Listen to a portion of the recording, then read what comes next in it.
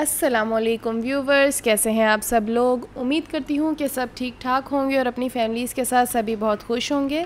चलिए जी, आज की हम लोग रेसिपी स्टार्ट करते हैं। बिस्मिल्लाहिर्रहमानिर्रहीम। तो आज हम लोग बनाने वाले हैं चना दाल, वो भी एकदम ढाबा स्टाइल और होटल स्टाइल में। चलिए जी व्यूवर्स, हम लोग स्टार्ट करते हैं। सबसे पहले जी व्यूवर्स, मैंने ले ली है आधा किलो दाल। मैंने उसको 2 घंटे पहले अच्छे से धो लिया था और 2 घंटे के लिए भिगो के रख दिया था। उसके बाद जी मैंने कर लिया है फ्लेम ऑन। मैंने ले लिया है सॉस पैन और उसके अंदर पानी हम लोगों ने डाल लेना है और साथ में हम शामिल कर देंगे दाल।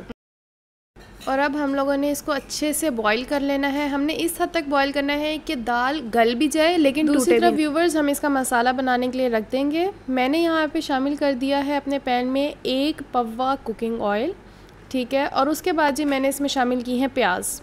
यहाँ पर मैंने 2 मीडियम साइज़ की प्याज़ों का इस्तेमाल किया है, जिनको मैंने फाइनली चॉप कर लिया। और प्याज़ों को हमने तब तक पकाना है जब तक कि प्याज़ें लाइट गोल्डन ब्राउन कलर की ना हो जाएं। उसके बाद हम इसमें शामिल करेंगे लहसुन अदरक का पेस्ट और साथ ही मैंने ले लिया है 1 बड़ा टमाटर, जिसको मैंने नॉर्मल स्लाइसिस में कट कर लिया है, वो हम इसमें शामिल कर देंगे। अब बारी आती है इसमें स्पाइसेस ऐड करने की। इसमें मैंने सबसे पहले डाल दी है थोड़ी सी हल्दी। फिर मैंने इसके अंदर शामिल किया है 1 चम्मच धनिया पाउडर।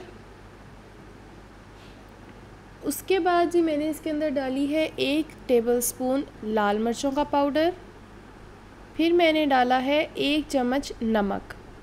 आप चाहें तो नमक और मिर्चें अपने घर वालों के हिसाब से, अपने जायके के हिसाब से कम या ज़्यादा कर सकते हैं।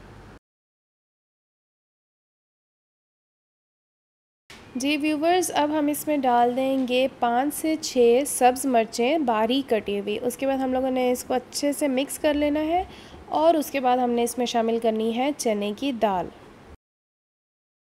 उसके बाद ही हम इसको अच्छे से मिक्स कर लेंगे और हम आधा गिलास इसमें पानी डाल देंगे और इसको हम रख देंगे ढक के 5 मिनट के लिए। हम मिलते हैं 5 मिनट के बाद।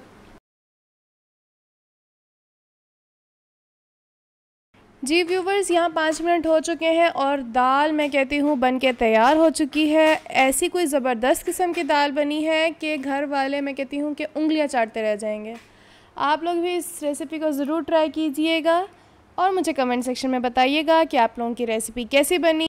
मुझे लाइक, शेयर और सब्सक्राइब करना मत भूलिएगा। मुझे अपनी दुआओं में याद रखिएगा। हम मिलेंगे इंशाल्लाह एक नई वीडियो में एक नई रेसिपी के साथ। टिल देन, अल्लाह हाफिज़। Nice.